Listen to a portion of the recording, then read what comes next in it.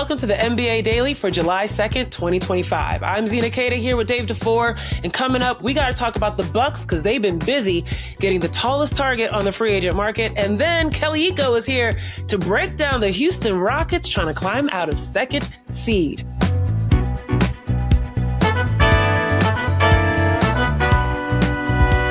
Good morning, Dave.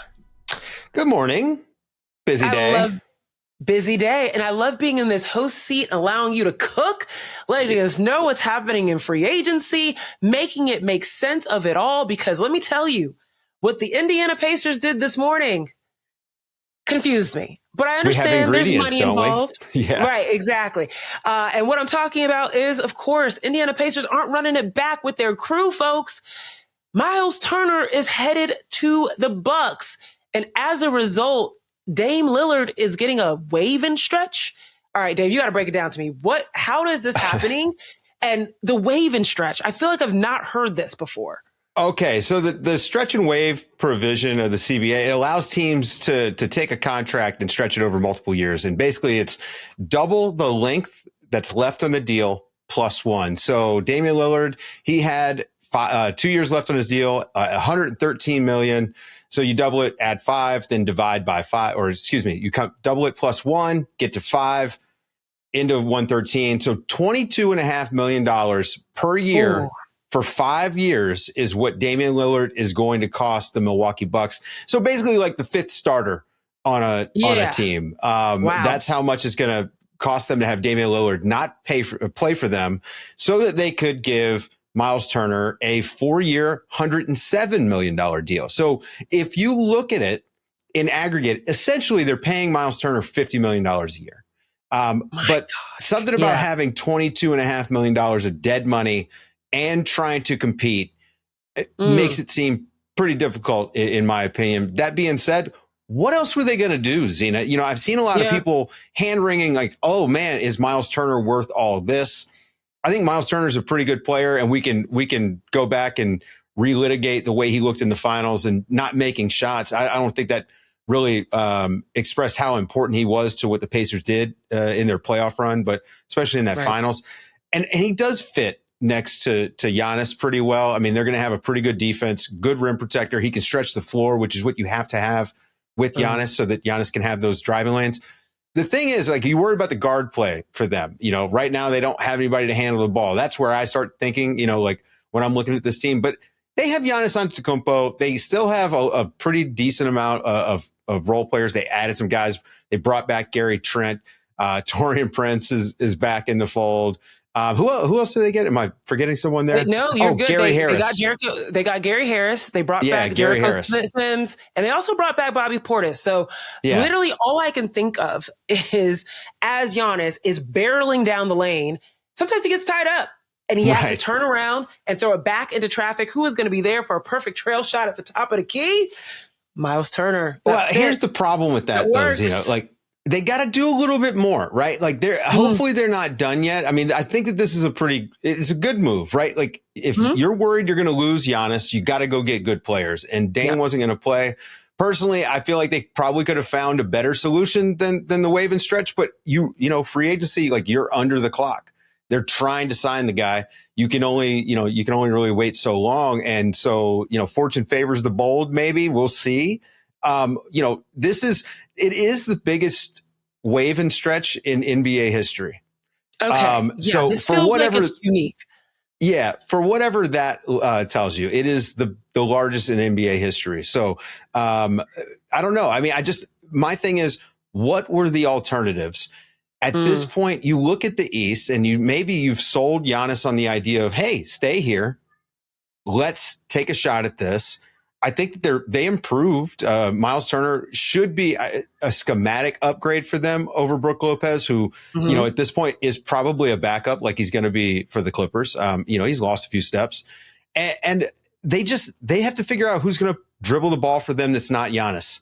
They got to figure out the wing. Like, this is the same problem that they've kind of had, but at least the defense isn't going to be as bad as it was. I mean, it was absolute turnstile previously, obviously with Dame at the point of attack. And I think Myles Turner maybe at this point a little bit better than Brook Lopez protecting the rim. We'll see. I mean, again, I'm splitting hairs here. Part of this is last season that Bucks defense was so bad that I could just have allowed the stink to kind of get onto Brook Lopez for me. I hate to do that, but he did look like he had lost a step. So defensively, I think it's an upgrade. Hopefully offensively it is for them, but I just need to figure out who's going to dribble the ball for him, Zena. Yeah, not a lot of guards. Maybe they're going to sign Cole Anthony. I don't know. Perhaps.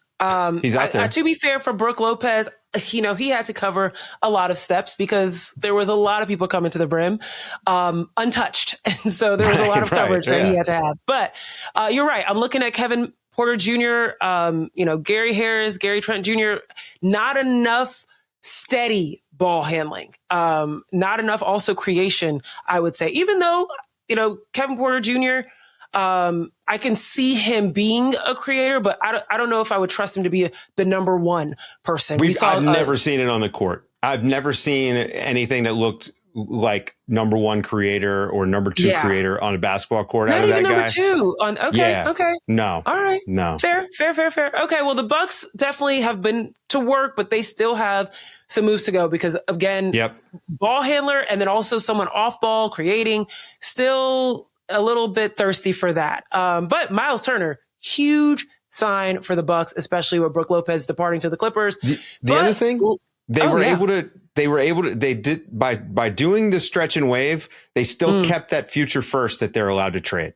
So they still have an asset in the like asset chest that they can move maybe to improve the team.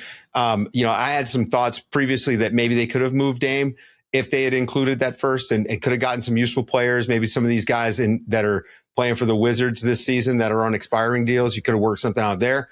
But again, expedience, and now they still have that first. So maybe that was part of their thinking in this. I don't know. But it is a little bit shocking that Dame got just straight up waived and stretched. It's a brutal business. And, you're looking at the Boston Celtics, Indiana Pacers, and obviously the Milwaukee Bucks dealing with primary ball handlers, creators, attention grabbers on your offense, literally not available for the 2025-26 season. So you have to make some dire moves. You see Boston kind of blowing things up. Indiana, of course, is going to stay loyal to the guy that got them so far, to the finals. But the Bucks fell short, and the Bucks needed to make a move, especially considering you have Jonas Antetokounmpo, one of the most valuable free agent pieces available to you. So it's tough, and you hate to see it. I saw some players tweeting about loyalty and aspects of just how rough this business can be and brutal it can be. But unfortunately, that's happened. But Dame does get his money. So there is that, the silver lining is $113 million. There you go. All right. Well, let's quickly move over to Denver because they aren't done. Literally on our last live stream, we were just talking about what or who can Denver put behind a Nikola Jokic when he needs a little bit of time off the court, right? When he isn't putting up the crazy numbers, who can come in and at least just hold down the fort? Well, Denver heard us. They're like, listen, we got him. Okay. Don't worry about that. And they go get Jonas Valančiūnas. Dave, what do you think about this to back up Jokic? I mean, even if you just look at it as a 1-for-1, Dario Saric for Jonas Valančiūnas, it's an upgrade on that roster spot. Whether Jonas Valančiūnas can be a player in the playoffs, who cares? You have Nikola Jokic. What you need is, can you get a person who can go out there without throwing up on themselves and play 8 minutes of basketball, grab a rebound or two? That's it. Jonas Valančiūnas might even allow them to give Jokic a night off here and there during the regular season because he can score and he can rebound. So, for all of the warts that he's going to have defensively, he's not going to be a person that you sub in for Jokic at the end of games, which I actually frankly think is silly anyway, because he is a good defender. But this is exactly the sort of guy that I think the Nuggets should have been looking for to play behind Jokic. He can look, there's a world in which maybe he can give him 15, 18 minutes a night and put up 9 or 10 points off the bench. Imagine that, Zena. Jokic goes to the bench and it's not just a complete black hole going in there, Right. I mean, I think what they wanted out of Dario Saric is what they saw a little bit in in Golden State, where Dario Absolutely. was able to hit that stretch three, but we weren't seeing that production out of Saric as much in Denver. So yes, someone that can put a little rim protection, at least put some hard hitting screens on some guys. And Jonas is very good for that. But you're right. When you got Nikola Jokic, it's like, this is just a breather, okay? We're not expecting you, Jonas, to come in and change the chemistry of the game and become this all-star. Nope, just do what you need. And what I love about Jonas Valančiūnas is he's someone that I think absolutely understands the assignment. He's not going to come in and try to do the most. He is literally going to come in and play his role. You saw it at the Kings. You saw it at Washington. This is who he is. This is who he's been. And so that's a good thing. They also added more shooting on the outside. Tim Hardaway Jr. comes in over from Detroit, 1-year deal with Jr. So I'm just looking at Denver. They're continuing to be a little bit scary. Dave, what say you before we go to break? I mean, I like Tim Hardaway there. Again, it's more shooting. This will be some of the more open shots he's maybe ever seen in his career. And his role is going to be much different than he's had, in Detroit. He's not going to be able asked ever to shoot off the dribble, but he can dribble a little bit. And again, it's another guy who can do like 2 dribbles and make a decision, who can take a shot on the catch.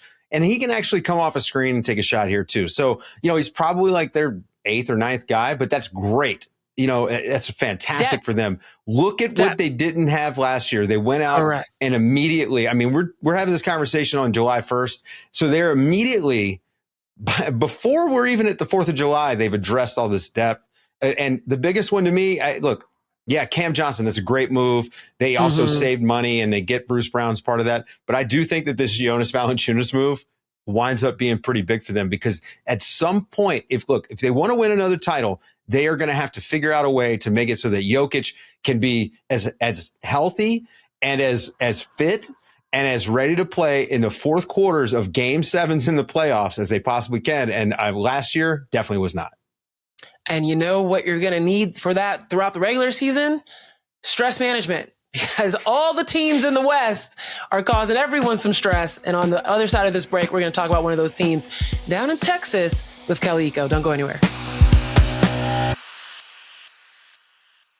And now we've got Kelly Iko joining us that covers the Houston Rockets. And if you've been keeping up with the amount of names under Houston Rockets on any of the free agency trackers, you know that they have more names than almost anyone else. All the moves that they've been making, Kelly, I know they've been keeping you busy.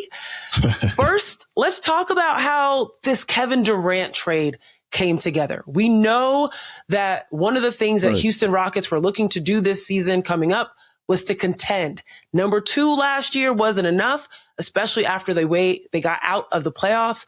So how did KD come to fruition down in Texas? I think, the simple answer is it was a leverage play. Like, the Rockets knew going back to a year prior, after they did that trade with Brooklyn to acquire Phoenix's picks, that it might have been foreshadowing, but everything from their intel said that the Suns were going to implode at one point or the other. And when that happened, they were going to be in a place to strike. Now, originally, Devin Booker was, the dream target or, a couple years back. But, as it played out in terms of Phoenix trying to hold on to Devin and shop Kevin, he was still seen as a guy that has value around the league. He's 36 years old, Hall of Famer, still a 50, 40, 90 guy. And the more the Rockets, did their own research in terms of evaluating what they had and what they needed, Kevin Durant became the answer in terms of a plug-and-play guy that could solve a lot of issues just by him being on the roster. So, they try to keep out guys like Tari and Jabari out of the deal, guys like Reed Shepard. The Suns expressed interest in, Jalen Green. They wanted a win-now guy and like a Dylan Brooks. They tried to get, more draft capital as it was, but ultimately, the Suns didn't have a lot of leverage to play with. So, the more teams play chicken in terms of trying to see who would blink first, you kind of saw them trying to get deals from Miami, San Antonio, and the Wolves. Once that didn't play out, it was pretty clear that you had to get something back for Kevin. So the Rockets were in a place to strike, and there you have it. Yeah, KD controlling that situation helped the Rockets quite a bit. It keeps the asset chest pretty full still with all these guys. Right. Like they didn't actually consolidate.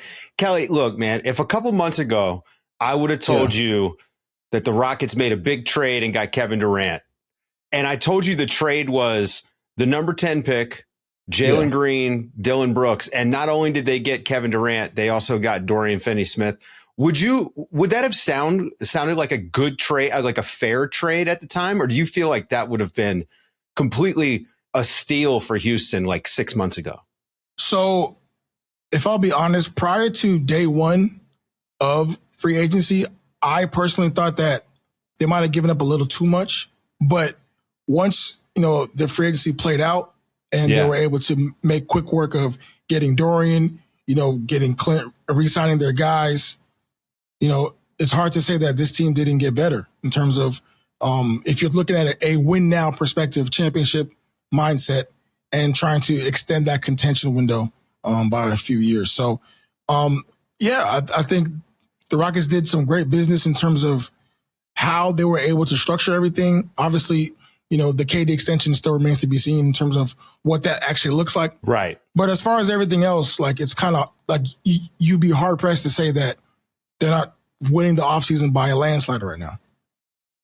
Yeah, it feels as if the priority was to win now. In order to do that, size was huge. You think about just the flexibility that adding a Kevin Durant, that wingspan, that height, and then on top of a Dorian Finney-Smith with the height and the size that he brings on the wing. And now you have a third solid lob threat as your third big off the bench in Clint Capella. It feels like size was really important. But also, how much was the balance between youth and veteranship? Because you're also seeing that the guys they brought in are on the older side, on the more seasoned side, and they're balancing these players alongside an Amen Thompson and Jabari Smith Jr., Tari Eason. Like that seemed to be something that Ime Udoka liked as well. So, we've seen this two-timeline approach before around the NBA. Specifically Golden State. It didn't work out, but I think context matters.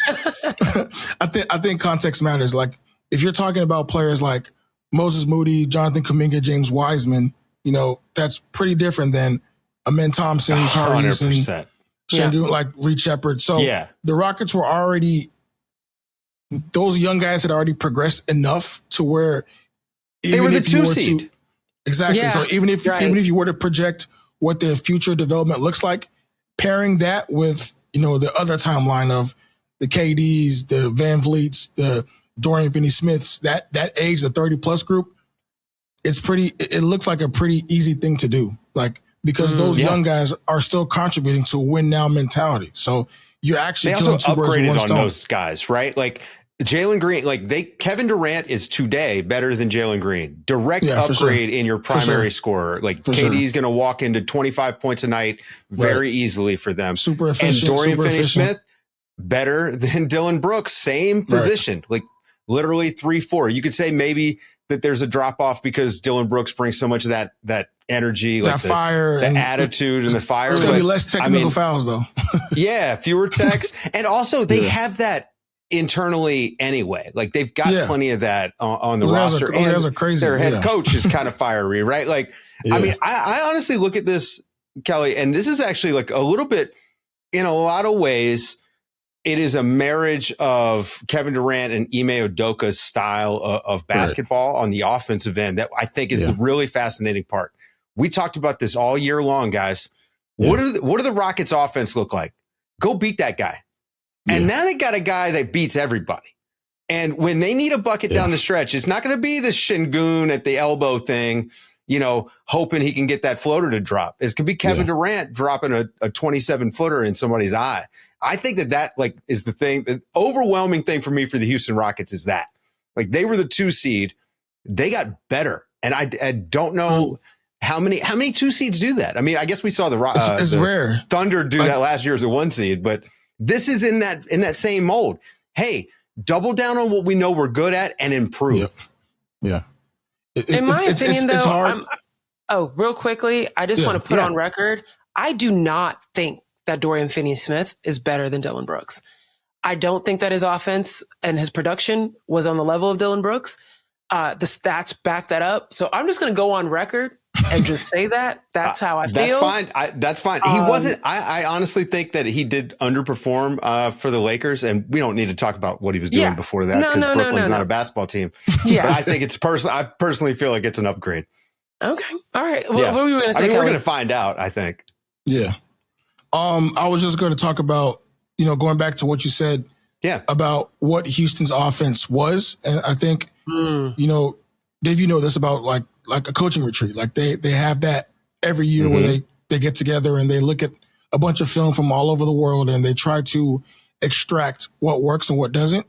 And this summer, even before the KD stuff, they wanted to get better at becoming a better spacing team. They wanted to become a better isolation team, just being more efficient in how they attacked zone. Because, they really struggled. Got crushed by zone, yeah. They really struggled when teams had to go zone and they were forced to look for mismatches in the gaps in the zone and the personnel wasn't, always right. So having KD in that spot really alleviates a lot of those issues just by him being there. And it's so easy to say, like, because you have a future Hall of Famer, you can just plug and play him. But sometimes it really is that simple. Like, he's been an offensive engine everywhere he's ever gone. And like the only thing is, how do you build around that? How do you adapt to him as opposed to him adapting to you? Because this is a Rockets team that was 22nd in half-court points per 100 plays. It wasn't a good product offensively. Like, they relied too much on transition, too much on second chance opportunities. And it's like, there's only so many offensive rebounds you can get if A, you're not a good spacing team, B, you're not executing properly. So, having Kevin Durant is going to make them 100 times better. Can they stay afloat when he's missing time? I mean, like, let's just be realistic. That's the big question, right? And I think that depends on really what Amen Thompson does this summer, in terms of his self creation. Obviously, he's so good at getting to the rack and drawing pressure and having that downhill gravity. But can he continue to develop that jumper? Can Alperen Şengün continue to enforce his dominance in the paint? We saw that in the Warriors series where he kind of struggled, against small defenders. So it's going to be up to those guys, because now if KD was to miss time, there is no Jalen Green to be that guy to go to or look for a quick offense. And Fred, we saw that he already took on too much of a load last season in terms of the workload, and that's why he got hurt and everything. His numbers went down. So it's going to be up to a lot more on the X's and O's if KD was to miss time to be able to continue to create efficient looks in the half court. I think the only thing that is a blessing and a curse when you have someone like a KD, and then you also add someone like a Dorian Finney-Smith and a Clint Capella, players that exactly how they slot into an offense. Yeah. This is great, but it does shift other people's roles. As you just mentioned, Amen Thompson is going to have to figure out, how much creation versus distribution. When he was in the shooting guard position versus the small forward, the Houston Rockets were like plus 55 out on the floor. So he can play that shooting guard position. But when he's not in the shooting guard position, let's say Fred VanVleet is in foul trouble, which he knows, he's capable of doing. He moves over to more of a point position. What's the depth at that shooting guard position looking like? There's so many different rotations and lineups that Ime Udoka can play with. And that is what almost worries me. Like, how many you can have a lineup out there with 5 wings if Jabari Smith Jr. plays the 5, right? Like, I'm very curious of, what is it? How long do you think it's going to take this team to kind of get the chemistry of what they like and how they like to play and how they want to look out there? And then the last thing I also want to ask is, where does Tari Eason fit into this? Especially knowing that his contract extension is kind of hanging up until October. So, to the first question, I do think that because they've already been indoctrinated for 2 years under Ime, I think the adaptation process of a Kevin Durant, of a Dorian Finney-Smith, because these guys are professionals, you might see a little bit of growing pains because, players are used to certain things, are used to certain actions, being in certain spots. But once people like KD's cachet coming to town, you have to just get with it. You have to get down and lay down. Like this, it's a different like aura that's in the building. So you are forced to adapt like immediately. And a lot of what these young guys went through early on in their careers was getting those bad habits out of their system. And Ime's done a good job of doing that. Now it's about how do you turn that playoff experience? How do you extrapolate that over an 82-game season? Because if you think about it, this is a team that can win 58, 60 games if everything goes to plan. So it is going to take, some willingness on both sides to adapt and to maybe let go of certain things. But I think if there's a team collective in the greater good and you can see the greener pastures at the other side, it's pretty easy plan to get behind. And Tatari, No, go ahead. Sorry, man. I do think that he's still seen as that impact guy off the bench, maybe the 6th, 7th guy, just because of the energy he brings. I think the Rockets always needed that energy because he's active in the passing lanes. He's a tenacious point of attack defender. The shooting has always been kind of up and down, but I do think that because of his pure defensive skill set, that's kind of hard to replicate. And when you combine that with an Amen Thompson, now a Dorian, you still have Jabari, Fred. There's a lot of creation. There's a lot of on-ball aggression, and I think Ime can get really creative with his lineups, and I think that's one of the benefits of having a deep roster. Everyone might not always be pleased with the minutes, but I think that's that having that level of production is going to be the biggest thing. Your comment about a different aura with KD got me thinking about that Raptors team that traded for Kawhi Leonard. And I know that this plan is to be a little bit longer. Fred VanVleet was on that team, right? Like, I wonder, this is kind of an interesting situation. There hadn't been a lot of teams like that were pretty good and then added a Hall of Fame level talent like this. So that one for one in my recollection, that's a pretty good track record. So we'll see what happens. Yeah. And last but not least, Kelly, any insight on what might be happening with Cam Whitmore? Well, that's, the Whitmore thing I think is such a tricky situation because when you look at it, this is a guy that the Rockets want to keep. He is a highly talented offensive guy. There's a reason why you've seen the flashes of what he can be, when everything clicks. The problem is sometimes it hasn't always clicked. And, when you're a young player that's already buried deep in the rotation, and then your team goes out and adds 3 more guys to that rotation, and they bring back all the other free agents, it's kind of hard to see a clear path to playing time. So, the Rockets have always been in the business, going back to the days of PJ Tucker and James Harden. If you're unhappy or if you're frustrated, they'll work with you to find a solution. But that doesn't mean that they're going to take a bad deal because he still has a lot of value, I think, at that age. He's only 20 years old. So I do think that, they'll work with him to find a solution, if it's somewhere else. But if it doesn't, this is still a guy that can help.